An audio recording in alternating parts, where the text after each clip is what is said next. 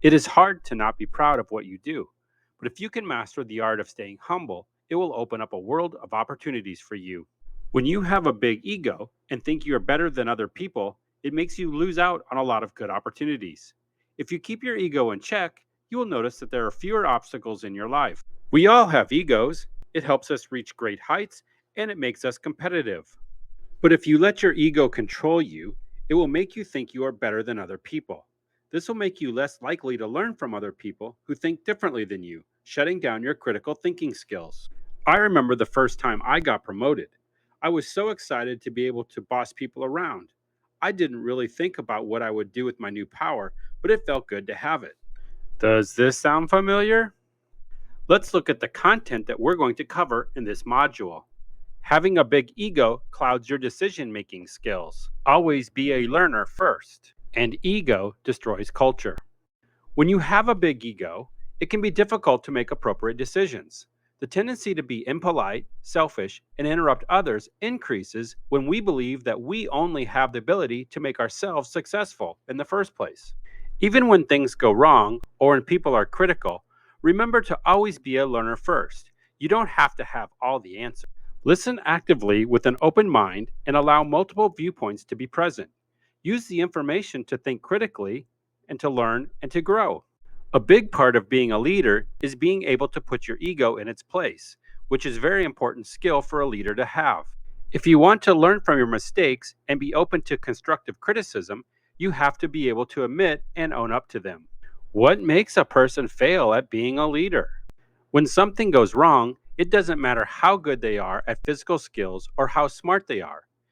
It's always because they aren't humble enough to take responsibility. Bosses need to understand that there may be better ways to do things. It's too bad that these bosses are the ones who can't be convinced to change their minds. My advice: don't be a boss. When a boss's ego gets too big and they can't take criticism, trouble ensues. Unchecked ego shows insecurity and a lack of self awareness. Fear breeds a culture that inhibits listening, critical thinking, learning, and growth. The harm goes on. Ego destroys trust, teamwork, behavior, and vision. Managers who believe their way is the only way can't make changes because of their ego. When things go wrong, egotistical people refuse to take responsibility. This only magnifies the issue because they can no longer learn from their mistakes. A boss naturally looks for somebody to blame when the team fails. Some people, rather than trying to figure out what went wrong, blame others.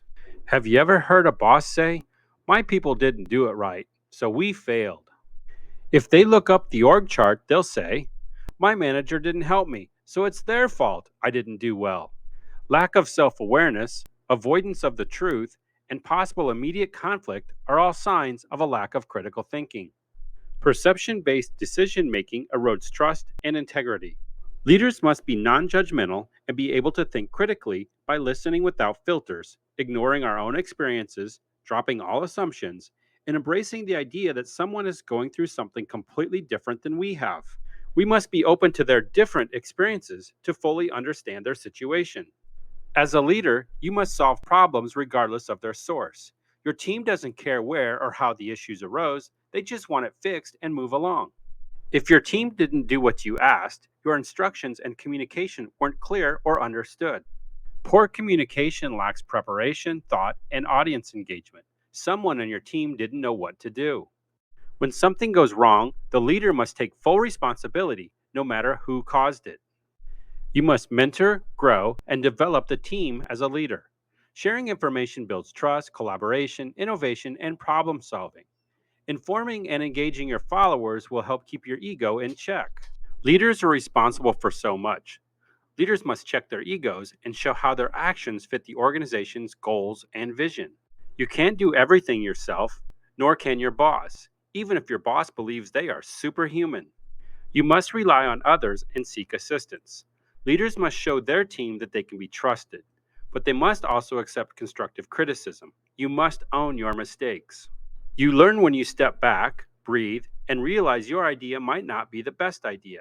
You can realize that being unique is more important than being the best at what you do. You don't have to be the biggest, the loudest, or the greatest. Just focus on being the best version of yourself.